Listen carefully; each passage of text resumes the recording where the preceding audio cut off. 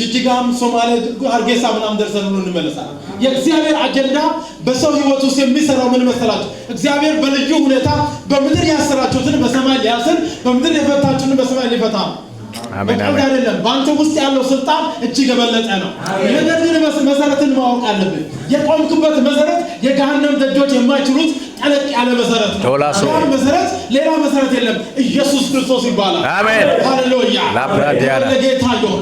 የክርስቶስን መሰረት ማነጽ የሚቻልበት እውነት እንድናውቅ ነው። እንዴት ነው እንደ ክርስቲያን ሰው በምን መሰረት ላይ መታነጽ አለብን?